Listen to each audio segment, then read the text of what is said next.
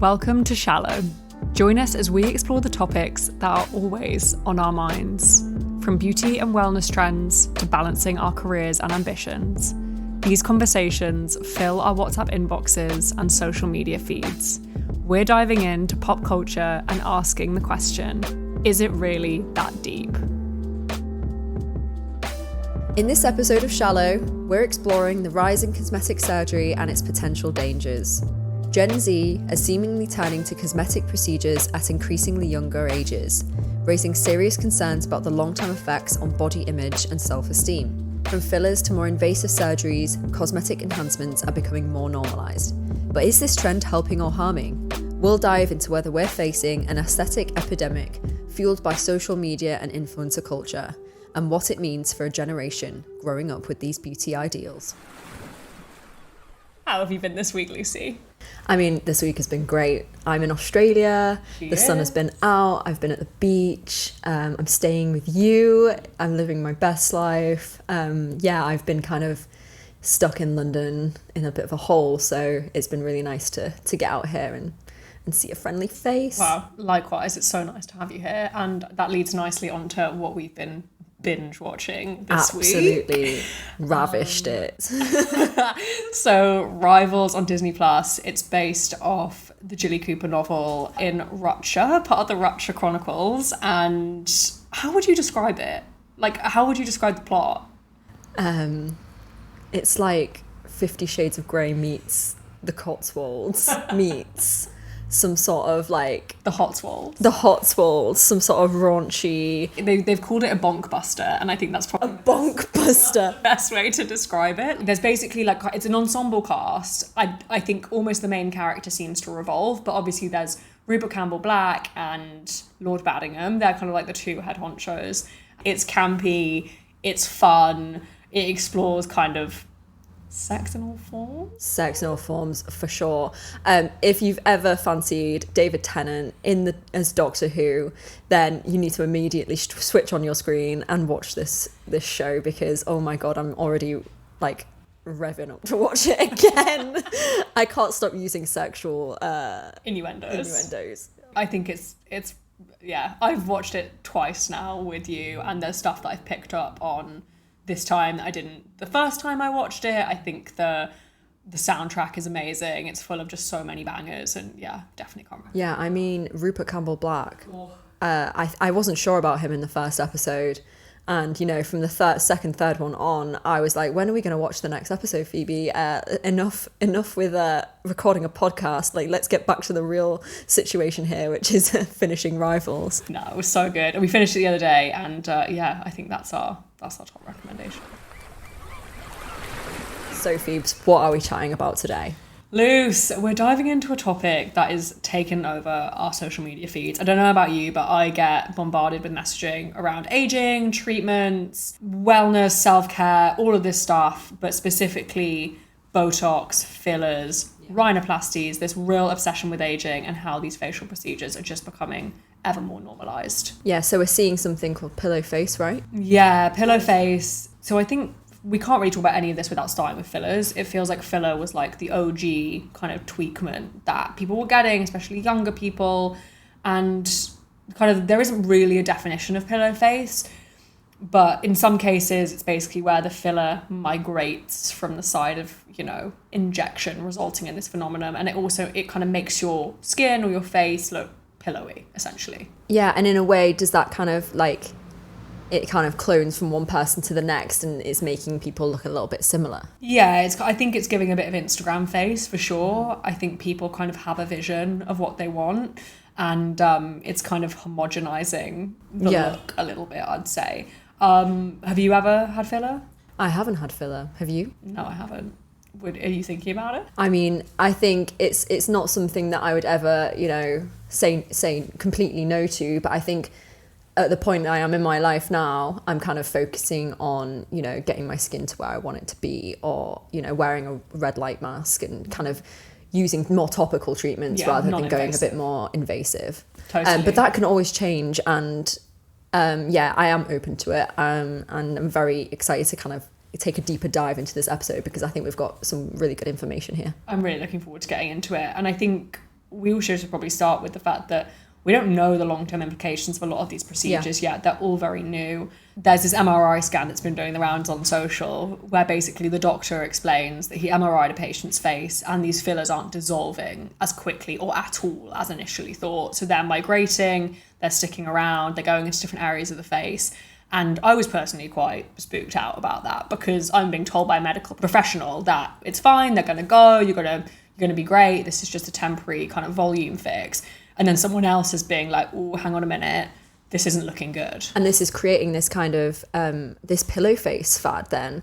And, you know, the look that we're kind of associating with pillow face isn't actually a result of what they've gone to get done. It's a result of the filler kind of migrating and doing something it's not supposed to. Yeah, which is a bit spooky, I think. But I mean, let's start by being shallow. I think that's how we want to kind of start most of these episodes. That is the podcast. This is Shallow Podcast. The clue is in the name.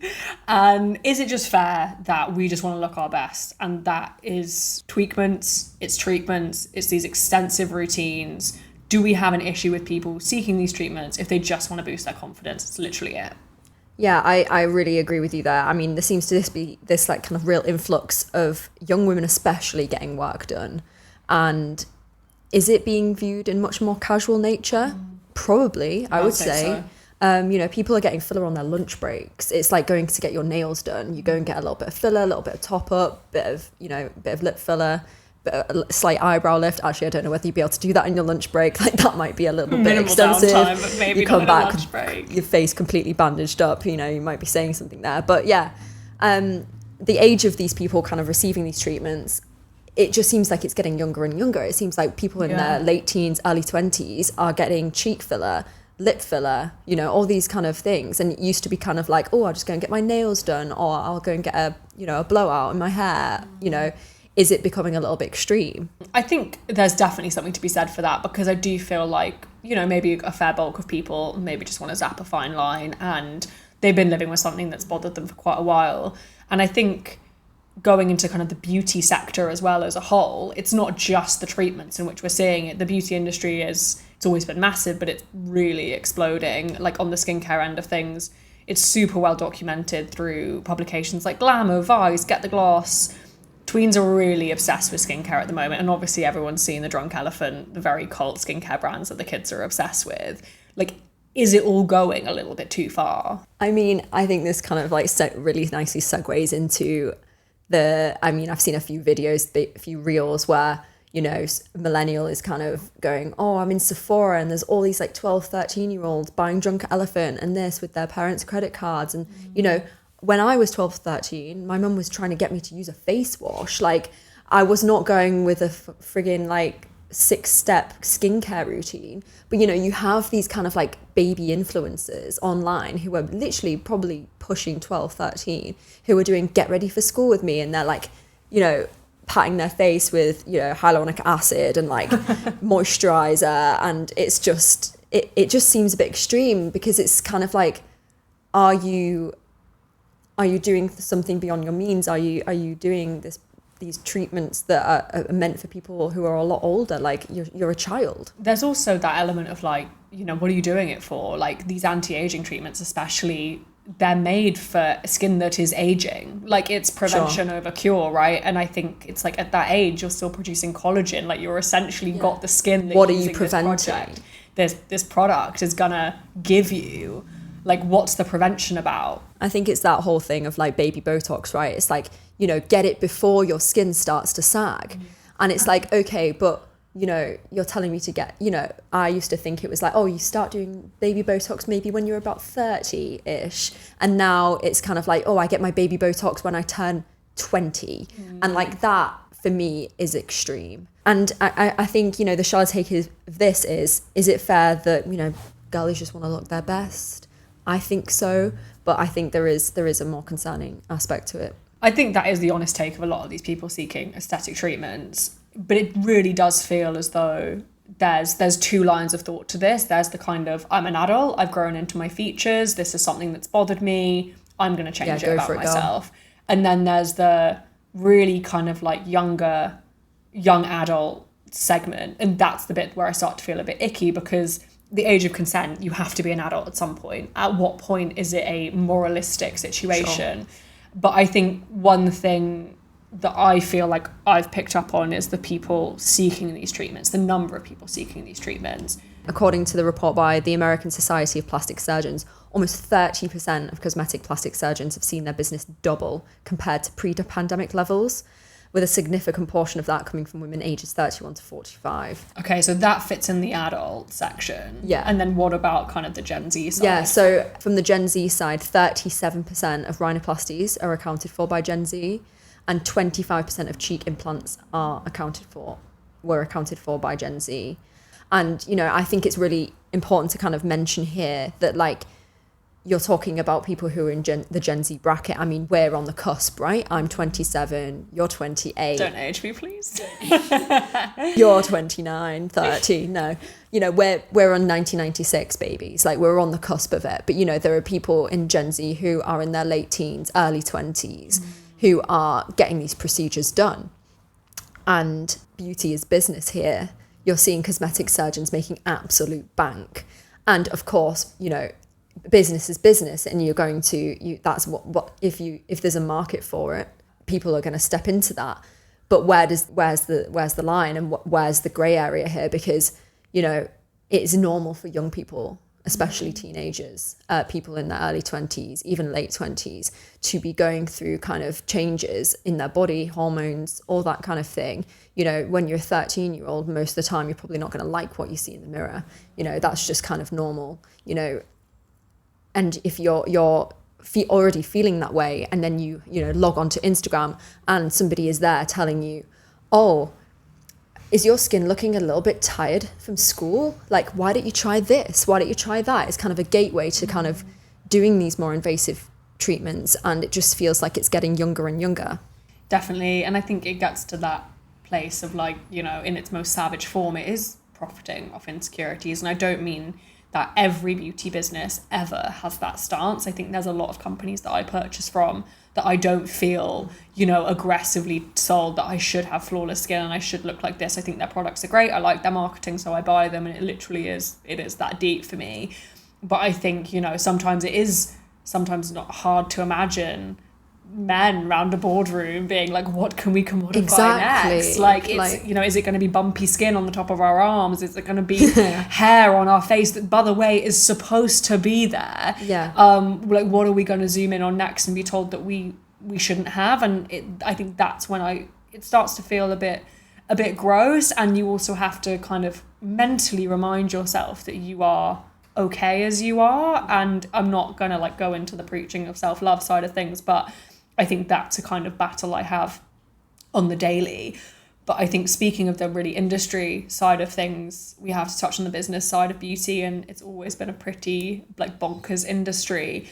But according to a report from McKinsey, the beauty industry is expected to reach approximately $580 billion USD by 2027, growing by a projected 6% year on year. That is not surgery side of things. That is purely skincare, fragrance, makeup, and hair care.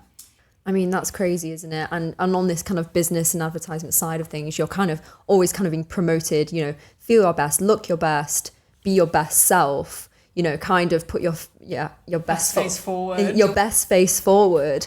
And, there's this rhetoric of, like, you're great how you are, but buy this product or try this procedure. And it always ultimately involves changing yourself. So, of course, I feel like these statistics are so right that, it's going to increase exponentially year on year, because the advertisement business is growing, the influencer culture is growing, and it doesn't seem to be slowing down anytime soon. I don't think it is, to be honest. I think there's this real desire now that kind of, or what I'm seeing anyway, is aging is viewed as, like, the worst possible outcome rather than maybe a privilege or essentially the inevitable, right? Like, we're all going to, if we're lucky enough to be here for a continued prolonged period of time, we are going to get older. But I think that also feeds into this kind of really conflicting narrative, and we see it in the media with a lot of celebrities as well, of, like, she's let herself go, she's haggard, but don't get too much work done because you look plastic. It's like, okay, well, what's what the do you fine want line from us? between that? Like, yeah, it's the whole Anne Hathaway thing, right? It's like, I mean, she looks great. By she the way. looks incredible. Who is her surgeon? Yeah. Because I Drop want the some names. words. But yeah, it's this whole kind of like, and with Kylie Jenner as well, like she's obviously had a lot of work done. Does she claim that she hasn't? I think it's ambiguous, right? So obviously she said that she didn't get lip filler when she did. Right, and that then was the whole Kylie lip kit thing happened. And I think this is going to be a whole other podcast of if, should celebrities own up to it? If directly asked in an interview setting, should they tell us the truth? I'm not going to get into that now. But yeah, I don't know how much she has admitted to having done. Interesting. But I think we should talk about treatments. And get into the fun stuff. So there was an article in The Cut titled How to Stay Hot, and it outlined what 100 women do with their faces and bodies and breaks it down by average spend per age and the most common product of each bracket. So 20s, where we currently are, the total was around $9,300, and the most mentioned treatments were acrylic manicures, gel pedicures, lymphatic drainage, massages, hydrofacials, injectable treatments like Botox and platelet-rich plasma, often referred to as PRP. As we sit in this bracket, do you get any of those done? I've had acrylics done. I've had gels done. I've never had lymphatic drainage, but is that where you get rolled out like a piece of dough because it looks great? Sign me up. Basically, it's supposed to debloat you, get the lymph essentially moving through your body. I have had it done a few times and I do feel a difference after. How do you feel afterwards? Skinny. No, of course. I've never had a hydrofacial done, and I've never had Botox, but that's not to say it's never going to happen. I'm 28. I'm 27 years old. I don't feel like I'm there yet personally. Someone else in my position might feel like they're there personally. Like it's your own journey and you should take it as so. I don't think I would ever go to the extreme of wanting to look like somebody else. Like sometimes people go to their plastic surgeon and say, I want to look like this person. I don't think I'll ever get to that point, but you never know. Maybe I will. Maybe, it's a gateway. It's a gateway drug. It's a gateway drug to getting more work. So I think, it's often that thing of, when you start, when do you stop? And we'll go into the separate age brackets in a second of the rest of the article, but it is that thing of, if you go in with one thing, is that going to make you happy? Is that the end goal? Or is it going to turn into this kind of endless stream and you start looking at yourself and you look at other features or other parts of your body because that's taken care of and now I need that to be happy? I mean, I feel the same thing. Like I've had Invisalign, I've got my teeth straightened. I've been on a kind of journey with my own skin, and it's always that kind of thing. Like if I have smooth skin, I'll be happy. I get smooth skin. I'm like, I don't like my teeth. I get my teeth done. I'm like, maybe I want, a brow lift. Like I know I can see that pipeline. I can see that journey. I can see it in front of me. I'm aware of that. And I think, what the kind of problem probably is if you're not in a position to kind of be self-aware in that way.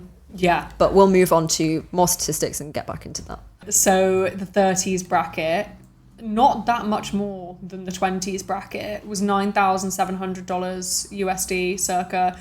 Corrective skin facials, laser hair removal, Botox and filler, microneedling, red light therapy masks, brow lamination, Invisalign and saunas. So kind of sauna is getting probably closer to like the wellness end of things. And then 40s, it drops back off a little bit. So around 6,200 USD. And the most mentioned treatments were acupuncture facials, chemical peels or laser treatments, and yearly Botox or under eye filler. Yeah, it's interesting. I mean, I'm a little surprised in the difference between the prices of people in their 20s to their 30s because they're quite similar. And I think, from personal experience, I'm coming to the end of my 20s. Maybe I've got a little bit more expendable cash. I might be able to spend a little bit more money on, wellness treatments such as like gel pedicures, massages, hydrofacials. But I feel like in my early 20s, I was not making ends meet. Like I was just coming out of uni, right? You're not earning bank yet. You know, some people might be fortunate enough to have a career straight away, or, you know, become quite successful. But I think for a lot of people, that's a more gradual process, and it kind of screams out to me that, you know, these two age brackets of, okay, they're quite close in nature, but, you know, you kind of often see people in their 30s, they've got it together a bit more, maybe they're a little bit more into their career, you know, they've kind of settled down a little bit more than people in their 20s and might have that more expendable cash, but the price difference is not much at all. It's not, there's not much in it, and that really shocked me. And my initial thought was just like, are people swapping out like ASOS for Botox? Like, is that like what's going on? Because Probably. Similar Yeah. to you, like, and obviously everyone's financial places are different, but for me it's like, yeah, I was fresh out of uni, I did not have a lot of money at all, let alone thousands of pounds, dollars for treatments. But then, you know, were we putting our money elsewhere? It was like probably peak fast fashion at that point. Were we, you know, spending money elsewhere? But that being said, I still don't think I was spending that much money on other things, be that clothes, whatever. So Vodka. The sash. Are they swapping vodka out for filler? The real question. I mean, Gen Zs are drinking less, so maybe, yeah. We'll have to do a deep dive on that one. But I think, you know, we should probably touch on the fact that everyone's got the freedom to do what they want with their own face and their appearance. It's a personal choice, and if you have the means to make these changes, it's totally up to you. And it's definitely not a shame game, because at the same time, we also feel like we can't really win as women, right? Like, you know, it goes back to what I was saying before. It's like how we've had this rhetoric that looking old is a problem, not a privilege, and it's not the kind of experiences we're amassing, it's how we look. Like, that's what's important to bring to the table. And it does make me kind of sad, but it also makes me sadder by the fact that I'm aware of all of this and I'm still affected by it. I still look in the mirror and I'm not thinking like, look at my life experience, look at what I bring to the table that's outside of my appearance. I look in the mirror and I think, I want an upper blaff. What about that fine line? Yeah. You know, like, you know, I completely agree. And I think this is a really good segue to talk about a recent piece in The Telegraph titled "The Reason Gen Z is So Obsessed with Aging."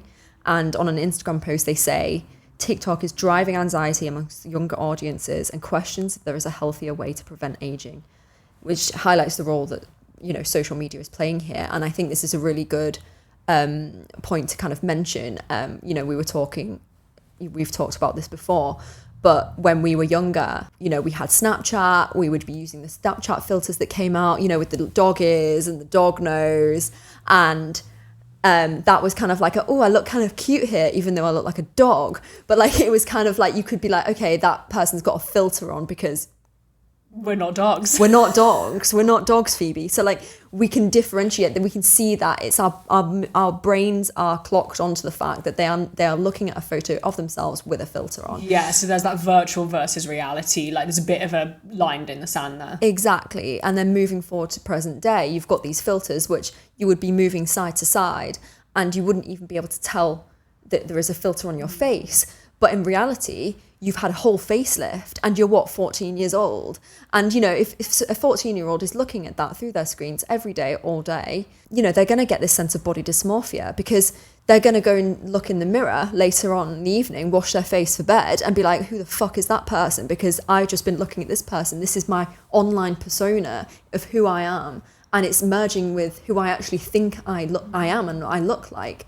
And it's not a rhetoric of, you know, love yourself for who you are and be your best self, all that kind of thing that these beauty companies are promoting. You know, it's like, oh, be your best self, have this little bit of, you know, this moisturizer or whatever that's going to make you look a little bit more youthful. That's not going to make you look like a filter though, is it? Because, and what is going to make you look like that filter is extreme procedures. And it might be that, you know, fillers and Botox is the new tattoo. It's the new getting a tattoo when you're 16, 17. You know, it's a new rebellion. I'm going to go and spend my money that I've saved up for in the bakery on a nose job, you know. And like, you know, that's not to say that, you know, that person might want a nose job when they are 25, 26, 27.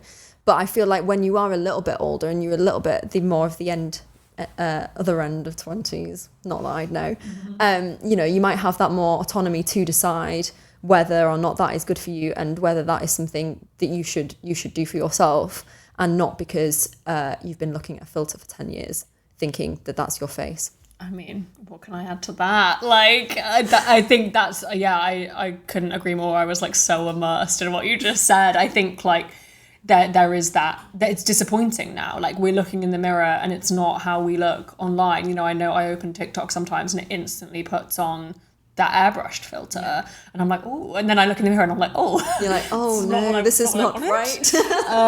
And you know, I think it's disappointing for us as like now adults, let alone when you're in that fledgling vulnerable stage of your life. It's scary. And I think, you know, we've both suffered with our respective skin, hair issues.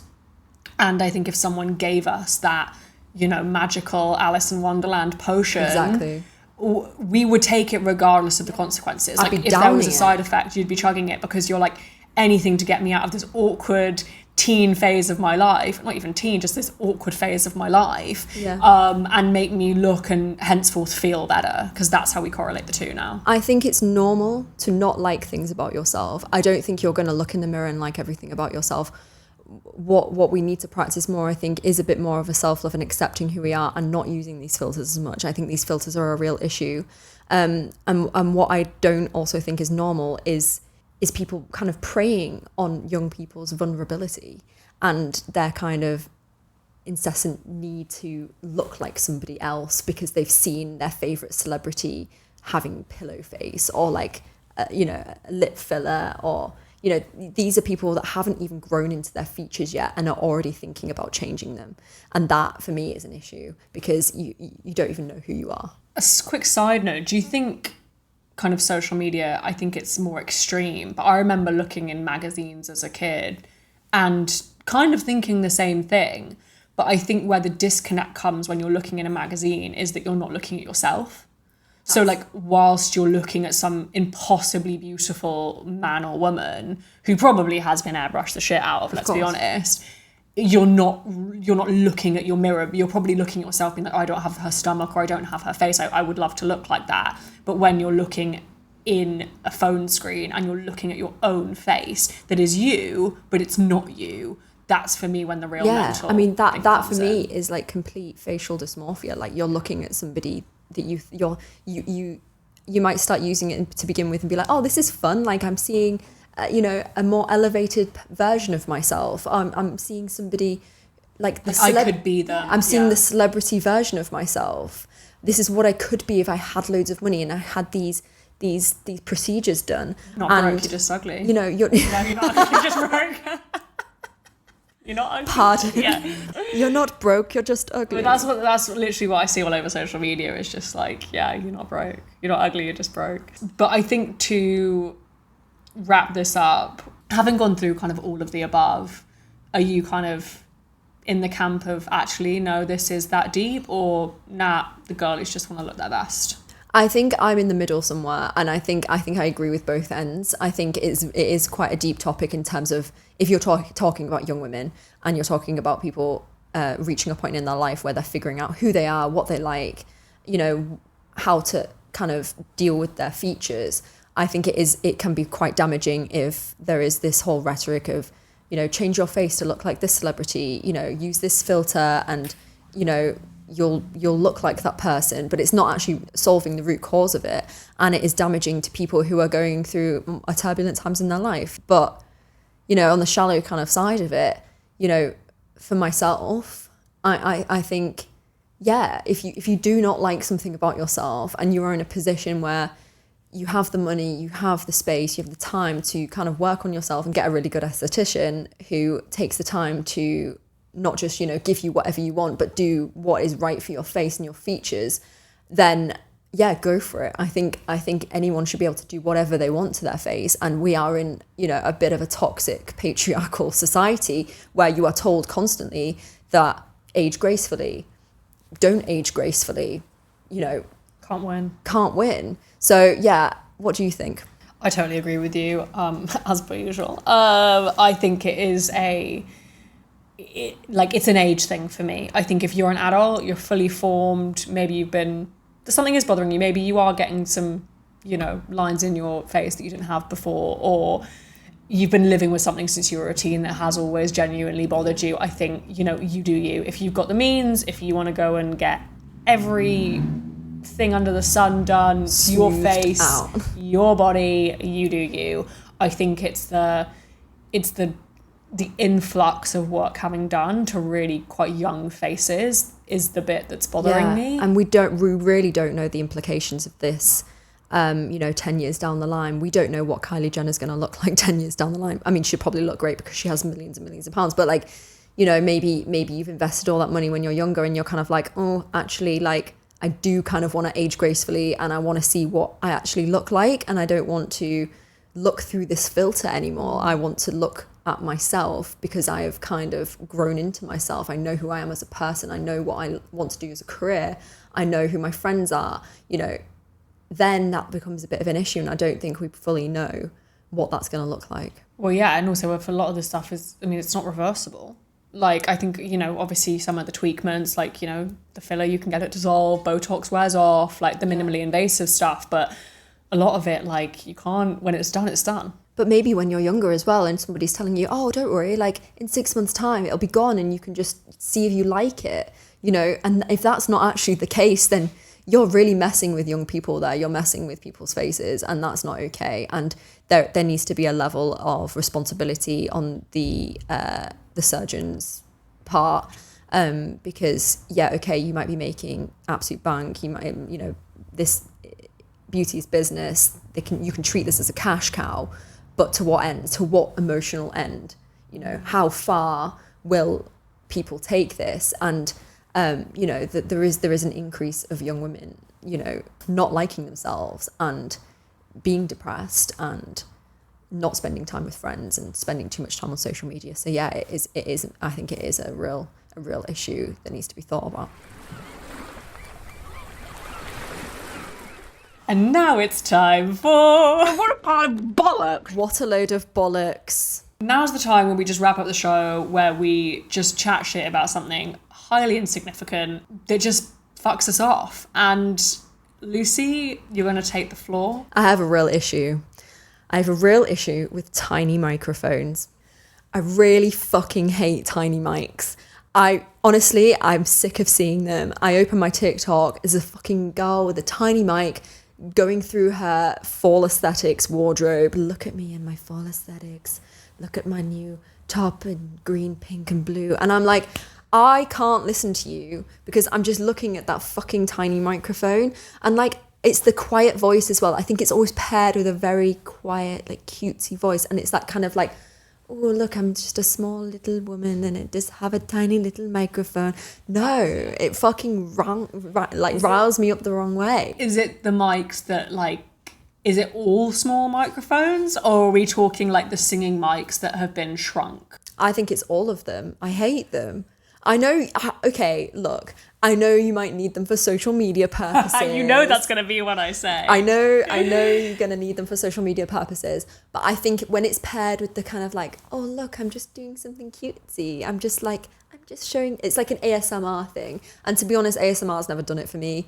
And I think, yeah, they just make me angry. I'm sorry, I don't have a rational, like thought out step-by-step point of why I hate them. I just do. And yeah, they can just fuck off.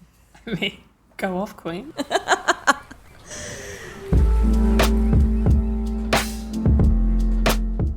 Thanks so much for listening to Shallow. If you enjoyed this episode, we'd love it if you could leave us a review. It makes a really huge difference in helping others discover the podcast. We always want to hear from you, so feel free to slide into our DMs, send us a bell, or follow us on Instagram at shallowpod, or send us an email at shallow@boxedoff.net. Shallow is a Boxed Off production, written and hosted by Lucy Bell and Phoebe Whittle. We'll see you next time.